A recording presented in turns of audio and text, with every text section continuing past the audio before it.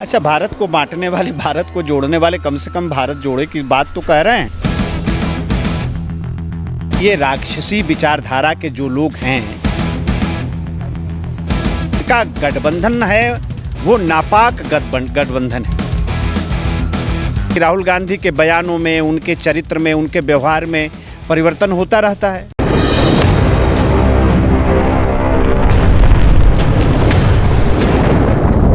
वाराणसी उत्तर प्रदेश के श्रम एवं सेवा योजन मंत्री अनिल राजभर गुरुवार को करसरा स्थित अटल आवासीय विद्यालय का निरीक्षण कर सभी आवश्यक व्यवस्थाएं यथाशीघ्र पूर्ण किए जाने का निर्देश दिया। उन्होंने विशेष रूप से जोर देते हुए कहा कि चालू सत्र की कक्षाएं 11 सितंबर से शुरू होनी है, इसलिए व्यवस्थाओं में कोई कमी न रह पाए। विद्यालय में पठन पाठन करने वाले बच्चों को किसी भी प्रकार का परेशानी नहीं होना चाहिए।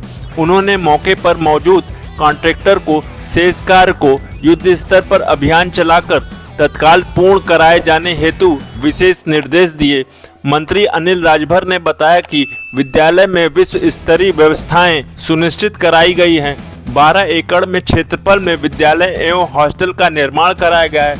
आवासीय विद्यालय के निर्माण में बालक बालिका हॉस्टल, कैंटीन आदि शामिल है। मंत्री अनिल राजभर ने बताया कि भवन एवं कर्मकार कल्याण बोर्ड के पंजीकृत श्रमिकों के बालक व बालिकाओं को इस स्कूल में कक्षा 12 तक की शिक्षा मिलेगी। अभी चालू सत्र में कक्षा 6 के बच्चों की पढ़ाई होगी। शिक्षा पूरी तरह से निःशुल्क होगा। बालक बालिकाओं के लिए हॉस्टल की सुविधा रहेगी।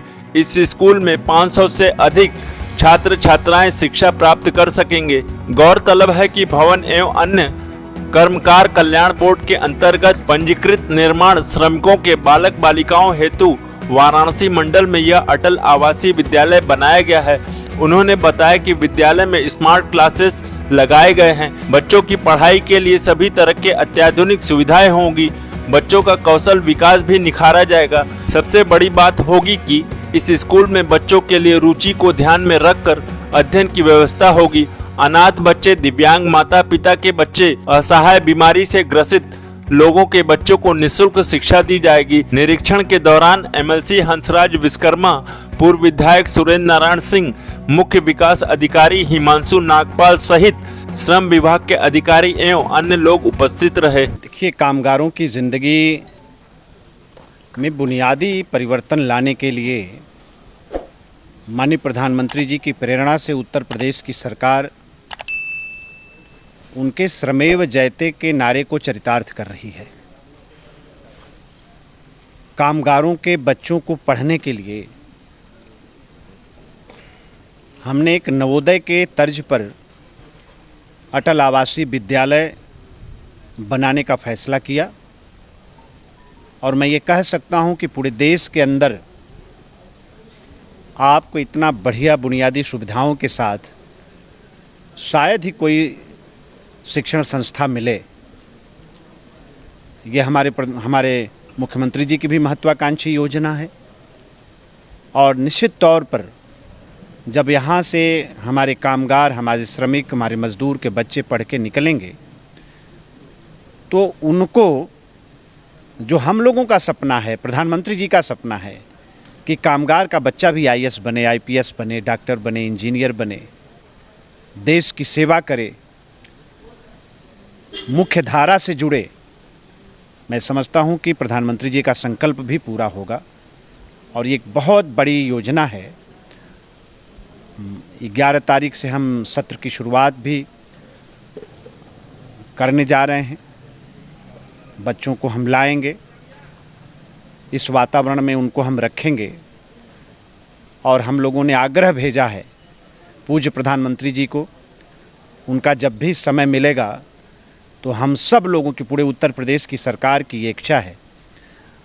मुख्यमंत्री जी ने भी आमंत्रण भेजा है और हम सब लोग ये चाहते हैं कि पूज्य प्रधानमंत्री जी के हाथों से ये जो परियोजना है इसका लोकार्पण हो और कामगारों की सेवा में ये योजना समर्पित हो।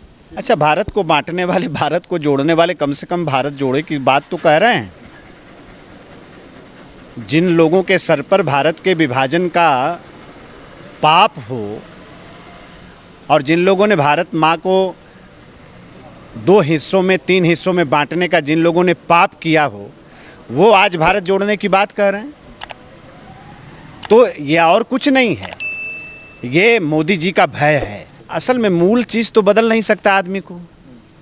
आदमी थोड़ा देर ना ड्रामा करेगा, तो एक स्वाभाविक चीज़ जो होती है उसमें और ड्रामे में अंतर हो जाता है।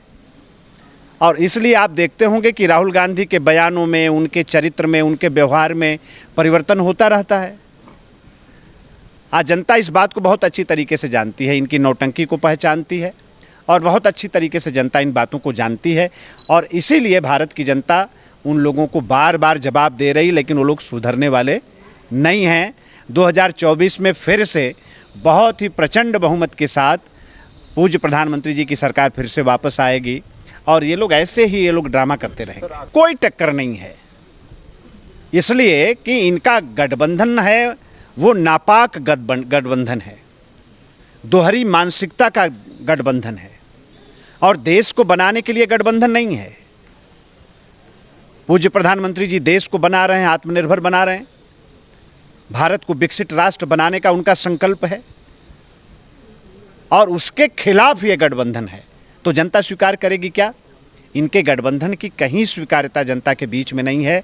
हम लोग फिर कहना चाह रहे हैं, हम लोग उत्तर प्रदेश से बोल रहे हैं, पूरा उत्तर प्रदेश जीतकर पूज्य मोदी जी को हम लोग देने वाले हैं। नहीं, ये तो जनता को समझना है कि ये राक्षसी विचारधारा के जो लोग हैं, जिनको सत्ता में रहने की आदत पड़ गई है और सत्ता हाथ से गई, आगे भी दिख रहा है कि सत्ता आने वाली नहीं है, तो जो फ्रस्ट्रेशन है वो इस तरह के कड़वे शब्दों के माध्यम से कांग्रेसियों के मुंह से बाहर निकल रहे हैं। जनता जवाब देगी ऐसे लोगों का।